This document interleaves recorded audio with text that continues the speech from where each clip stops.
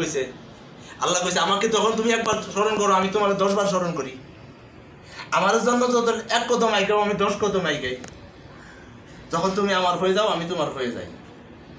যখন বান্দার আল্লাহ এক হয়ে যায়, আল্লাহ বলে বান্দার চলাফেরা থাকে না। ওই বান্দার হাত থাকে না। ওই হাত দ্বারাই যার ব্যথার জায়গায় যদি হাত দিয়ে বলার ব্যথা ভালো হয়ে যায়। আল্লাহু আকবার।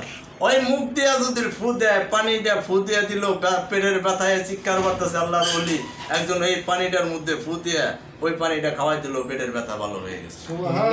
আমি দিলে তো ভালো হয় না, কারণটা কি? বরকত নাই তো। ওই যে বরকতওয়ালা মানুষের কাছে যাইতে হয়।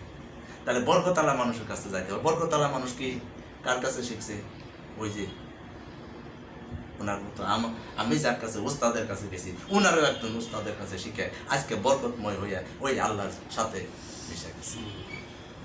তাই মহব্বত দিয়া এই যে মাসগুলা 12টা মাস, আমাদের 12টা চাঁদ আমাদের আসে, এইগুলো আমাদের মানতে হবে।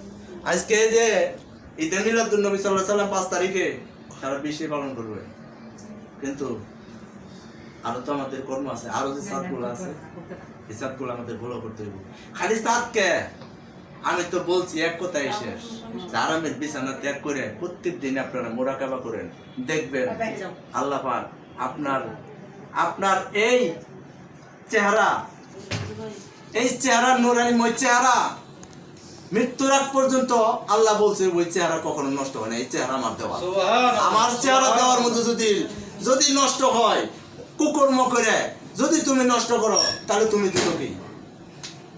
বলছে এমন জীবন করিও গঠন, মরিবার কালে হাসিবে তুমি, কাঁদিবে ভুবন।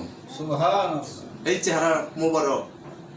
আর যখনই একটা ব্যক্তি মৃত্যুর আগে কি বলবে? মোনাজাতে কি বলি আমি? মৃত্যুর আগে কি পড়ায় দিও? লা ইলাহা ইল্লাল্লাহু মুহাম্মাদুর রাসূলুল্লাহ সাল্লাল্লাহু আলাইহি ওয়াসাল্লাম।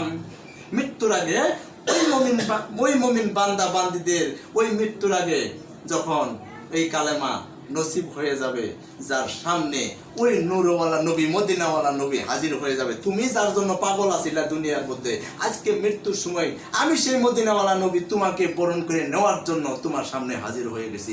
আজরাইলের চেহারা নিয়ে হাজির হবে না, আজরাইলের ওই চেহারা নিয়ে হাজির হবে না। কারণ জান্নাতি ব্যক্তির সামনে কখনো আজরাইলের বিকট চেহারা নিয়ে হাজির হতে পারে না, কখনো না। আল্লাহ নিষিদ্ধ করছে, আল্লাহ রাসূল